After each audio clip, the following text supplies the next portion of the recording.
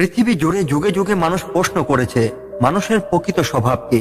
কেন কেউ উদার ও সৎ, আর কেউ অহংকারী ও নিষ্ঠুর। আমাদের চরিত্রের এই বৈচিত্র্যের রহস্য কিভাবে বোঝা সম্ভব? ভগবান শ্রীকৃষ্ণ গীতার ১৬ অধ্যায়ে এই প্রশ্নগুলোর উত্তর দিয়েছেন। তিনি বলছেন, এই পৃথিবীতে মানুষের দুই ধরনের স্বভাব, দৈব এবং আসুরিক। কিন্তু প্রশ্ন হলো, আমরা কোন পথে আছি? আমাদের মধ্যে এই গুণাবলীগুলো কিভাবে কাজ করে, এবং এটাই বা আমাদের ভবিষ্যৎ নির্ধারণ করে কিভাবে? আজকের আলোচনায় আমরা গীতা ১৬ অধ্যায়ের শ্লোকগুলো নিয়ে বিশদ আলোচনা করব।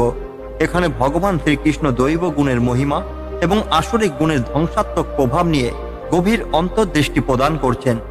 তাহলে আর দেরি না করে চলুন প্রবেশ করি এই জ্ঞানময় আলোচনায়, যা আপনার জীবনে আনে এক নতুন দৃষ্টিভঙ্গি। গীতার ১৬ অধ্যায়ের প্রথম শ্লোকটিতে ভগবান বলেন, অভয় চিত্তের বিশুদ্ধতা, জ্ঞান এবং যোগে অবিচলতা, দান, সংযম, যজ্ঞ, সাধ্যায়, তপস্যা এবং সরলতা, এই গুণগুলো দৈবগুণ। ধর্মমার্গে চলার জন্য সাহস অপরিহার্য। এটি ভক্তকে মোক্ষের পথে নিয়ে যায়। চিত্তকে সবসময় কলুষ মুক্ত রাখা উচিত। পবিত্র চিত্তই ভগবানের সঙ্গে সংযোগ স্থাপন করতে পারে। জ্ঞান অর্জনের মাধ্যমে আত্মা ও পরমাত্মার সম্পর্ক বোঝা এবং সেই জ্ঞান ধরে রাখা। বিনা স্বার্থে দান করা, যা জীবনের এক মহৎ গুণ। ইন্দ্রিয় সংযম করা, ভগবানের উদ্দেশ্যে সমস্ত কাজ উৎসর্গ করা। স্বাস্থ্য অধ্যয়ন ও এর চর্চা করা, নিজের ইচ্ছাকে নিয়ন্ত্রণ করে উচ্চতর জীবনের জন্য সাধনা করা। সরল ও সৎ মনোভাব, অহিংসা, সত্য ভাষণ, ক্রোধ, সংযম, পরিত্যাগ, শান্তি, পরনিন্দার অভাব, জীবের প্রতি দয়া, আকাঙ্ক্ষাহীনতা, কোমলতা, লজ্জা এবং স্থিরতা, এগুলো হলো দৈবগুণ। কোনোভাবেই কারো ক্ষতি না করা, এটি দৈবগুণের মূল স্তম্ভ। সত্য ভাষণ, যা কারো ক্ষতি না করে। ক্রোধ দমন করে মনে শান্তি বজায় রাখা, নিজের স্বার্থ ত্যাগ করে বৃহত্তর কল্যাণে নিয়োজিত হওয়া। মানসিক শান্তি এবং স্থিরতা, পরনিন্দা না করা, জীবজন্তু এবং সমস্ত প্রাণীর প্রতি সহানুভূতি। লোভের অভাব, কোমলতা, যা মনকে দয়ালু এবং নম্র করে। নিজের দোষ ও পাপ সম্পর্কে সচেতন থেকে তা সংশোধনের ইচ্ছা। কাজ এবং চিন্তায় ধৈর্যশীল হওয়া। বীরত্ব, ক্ষমা, ধৈর্য, সুচিতা, অনুগ্রহহীনতা এবং অহংকারের অভাব, এগুলো দৈব গুণের লক্ষণ। অন্তর্দৃষ্টির তেজ, যা সত্যকে উপলব্ধি করতে সাহায্য করে। অন্যের ভুল ক্ষমা করার মানসিকতা। কঠিন পরিস্থিতিতে মনের দৃঢ়তা। শারীরিক ও মানসিক পবিত্রতা। কারো প্রতি বিদ্বেষ না রাখা। অহংকারহীনতা। অহংকার, দম্ভ, অতিরিক্ত গর্ব, ক্রোধ, কঠোরতা এবং অজ্ঞানতা, এগুলো আসরিক গুণ। এখানে দৈব গুণের বিপরীতে আসরিক গুণের বর্ণনা করা হয়েছে। এগুলো মোক্ষের পথ বন্ধ করে এবং মানুষকে পাপের দিকে নিয়ে যায়। দৈব গুণ মুক্তির পথ তৈরি করে, আর আসরিক গুণ বাঁধনের সৃষ্টি করে। হে পাণ্ডব, তুমি দৈব গুণে জন্মেছ, তাই চিন্তার কিছু নেই। শ্রীকৃষ্ণ অর্জুনকে আশ্বস্ত করছেন যে তার মধ্যে দৈব গুণ বিদ্যমান। তিনি তাকে নির্দেশ দিচ্ছেন যে এই গুণাবলী ধরে রাখলে তিনি সহজে মোক্ষ অর্জন করতে পারবেন। এই জগতে দুটি প্রকারের সৃষ্ট প্রাণী রয়েছে, দৈব এবং আসরিক। দৈবগুণ বিস্তারিতভাবে ব্যাখ্যা করেছি, এবার আসরিক গুণ শ্রবণ করো। ভগবান শ্রীকৃষ্ণ বলেন, মানুষের চরিত্র প্রধানত দুটি প্রকৃতিতে বিভক্ত। দৈবগুণ মানুষের মুক্তির পথ প্রশস্ত করে, আর আসরিক গুণ মানুষকে বন্ধনে আবদ্ধ করে। তিনি এবার আসরিক গুণগুলোর উপর আলোকপাত করতে যাচ্ছেন। আসরিক গুণসম্পন্ন মানুষেরা কি করা উচিত এবং কি করা উচিত নয় তা জানে না। তাদের মধ্যে সুচিতা নেই, শৃঙ্খলা নেই এবং সত্যতার অভাব রয়েছে। আসরিক প্রকৃতির মানুষ ধর্মের নীতিগুলো জানে না এবং মানে না। তাদের জীবন অপবিত্র এবং অসৎকর্মে ভরপুর। তারা মিথ্যার আশ্রয় নিয়ে নিজের স্বার্থ সিদ্ধি করে। আসরিক প্রকৃতির মানুষরা বলে, এই জগৎ অসত্য, কোনো ভিত্তি নেই এবং ঈশ্বর নির্ভর নয়। তারা মনে করে এটি কামনা জনিত এবং একে অপরের সঙ্গে সংঘর্ষের ফল। তারা মনে করে জগৎ কেবল দৈব সৃষ্ট নয়, বরং নিজের থেকে সৃষ্টি হয়েছে। তারা ঈশ্বরের অস্তিত্বে বিশ্বাস করে না এবং ধর্মকে অস্বীকার করে। এই দৃষ্টিভঙ্গি নিয়ে নষ্ট প্রাণ এবং অল্প বুদ্ধি সম্পন্ন আসরিক প্রকৃতির মানুষরা কঠোর এবং পাপপূর্ণ কর্মে পবিত্র হয়। তারা এই জগতের ক্ষতির কারণ হয়। তারা নিজেদের স্বার্থ সিদ্ধির জন্য কঠোর এবং হিংসাত্মক কাজ করে। তাদের কার্যকলাপ সমাজে এবং জগতে অস্থিরতা সৃষ্টি করে। আসরিক প্রকৃতির মানুষেরা কামনায় মগ্ন থাকে এবং ধন সম্পদ সংগ্রহে লিপ্ত হয়। তারা ভাবে, এটা আমার আছে, এটা আরো সংগ্রহ করব এবং ভবিষ্যতে আমার সম্পদ বৃদ্ধি পাবে। তাদের প্রধান লক্ষ্য সম্পদ এবং ইন্দ্রিয় সুখ লাভ। তারা সর্বদা নিজের সম্পদ বাড়ানোর চিন্তায় মগ্ন। এই শ্লোকগুলোতে ভগবান শ্রীকৃষ্ণ আসরিক গুণের মানুষের স্বভাব এবং তাদের জীবনধারা ব্যাখ্যা করছেন। আসরিক মানুষেরা অজ্ঞ এবং নৈতিকতাবিহীন। তারা ঈশ্বরের অস্তিত্ব অস্বীকার করে। তাদের জীবনের উদ্দেশ্য শুধুমাত্র কামনা এবং সম্পদ সংগ্রহ। তারা জগতের শান্তি ও কল্যাণ নষ্ট করে। তারা অসীম দুশ্চিন্তায় ডুবে থাকে, যা তাদের মৃত্যু পর্যন্ত তাড়া করে।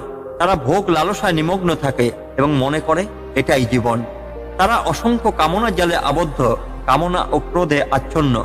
অন্যায়ভাবে সম্পদ অর্জনের মাধ্যমে তারা ভোগ করতে চায়। আসরিক মানুষেরা নিজেদের কামনা পূরণ নিয়ে নিশ্চিন্তা ডুবে থাকে। তারা সম্পদ অর্জনের জন্য নীতি বিরুদ্ধ এবং অন্যায় উপায় বেছে নেয়। ভোগ লালসা এবং ইন্দ্রিয় সুখই তাদের জীবনের একমাত্র লক্ষ্য। তারা ভাবে, আজ আমি এই সম্পদ অর্জন করেছি এবং ভবিষ্যতে আরো করব। আমার শত্রুকে পরাজিত করেছি এবং অন্যদেরও করব। আমি ঈশ্বর, আমি ভোগী, আমি শক্তিশালী এবং সুখী। তারা নিজেকে ধনী, উচ্চ বংশীয় মনে করে এবং ভাবে, আমার মতো আর কেউই নেই। আমি যজ্ঞ করব, দান করব এবং আনন্দ করব। এই ধরনের ভ্রান্ত ধারণায় তারা বিভ্রান্ত। তারা নিজেদের সর্বোচ্চ ভাবে এবং ঈশ্বরের অধিকারী বলে মনে করে। নিজের শক্তি প্রদর্শনের জন্য তারা অন্যকে অপদস্থ করে এবং শত্রুতা বৃদ্ধি করে। তারা ঈশ্বর বা নৈতিকতায় বিশ্বাস করে না এবং ভোগ লালসায় নিমগ্ন থাকে। তারা বহু চিন্তায় বিভ্রান্ত, মায়ার জালে আবৃত এবং ভোগ লালসায় আসক্ত। এর ফলে তারা অধঃপতনের দিকে ধাবিত হয়। অতিরিক্ত ইন্দ্রিয় ভোগের কারণে তারা মনে শান্তি হারায়। তাদের চিন্তা এবং কাজ তাদের নিজ অবস্থায় নিয়ে যায়। তারা নিজেদের প্রতি গর্বিত, ঔদ্ধত্যপূর্ণ এবং ধন সম্পদ ও মানে মোহিত। তারা ভণ্ডামির সঙ্গে স্বাস্থ্য বিরুদ্ধে যজ্ঞ করে। তাদের যজ্ঞ বা পূজা কেবল লোক দেখানোর জন্য। তারা নিজেদের ক্ষমতা এবং সম্পদ নিয়ে গর্বিত। তারা অহংকার, শক্তি, ভণ্ডামি, কামনা এবং ক্রোধে আচ্ছন্ন। তারা নিজেদের এবং অন্যদের মধ্যে বিদ্বেষ পোষণ করে এবং ঈশ্বরের প্রতি হিংসা প্রদর্শন করে। আসরিক মানুষ ঈশ্বরকে অপমান করে এবং ধর্মের বিরুদ্ধে চলে। তারা নিজেদের এবং অন্যের শান্তি নষ্ট করে। আমি সেই বিদ্বেষপূর্ণ নিষ্ঠুর অধম মানুষদের পুনরাবৃত্তি হওয়া আসরিক জন্মে নিক্ষেপ করি। আসরিক গুণসম্পন্ন মানুষেরা তাদের কর্মফলের জন্য নিজ জন্ম পায়। তাদের পুনর্জন্ম শুধুমাত্র ভোগ এবং দুঃখ দিয়ে পূর্ণ হয়। তারা আসরিক জন্ম পেয়ে বারবার জন্মায় এবং আমার নিকট পৌঁছাতে পারে না। এর ফলে তারা নিজ অবস্থায় পৌঁছায়। আসরিক গুণ তাদের ঈশ্বরের কাছ থেকে দূরে সরিয়ে রাখে। তারা ক্রমশ দুঃখ এবং পাপের গভীরে ডুবে যায়। কামনা, ক্রোধ এবং লোভ এই তিনটি নরকের দ্বার। এগুলো আত্মার ধ্বংসের কারণ। তাই এই তিনটি ত্যাগ করো। যে ব্যক্তি এই তিনটি থেকে মুক্তি পায়, সে নিজেকে উন্নত করে এবং পরম গতি অর্জন করে। কাম, ক্রোধ এবং লোভ মানুষকে নিজ অবস্থায় নিয়ে যায়। এই গুণ ত্যাগ করলেই মানুষ মোক্ষের দিকে এগোতে পারে। যে ব্যক্তি শাস্ত্রের বিধান উপেক্ষা করে ইচ্ছা মতো কাজ করে, সে সিদ্ধি, সুখ এবং পরম গতি কিছুই অর্জন করতে পারে না। তাই শাস্ত্রই তোমার কর্মের বিধি হওয়া উচিত। শাস্ত্রের নির্দেশ অনুযায়ী যা করা উচিত তাই করো। ধর্ম এবং ন্যায় বোঝার জন্য শাস্ত্র অত্যাবশ্যক। শাস্ত্রানুসারে কাজ করলে সাফল্য এবং মোক্ষ সম্ভব।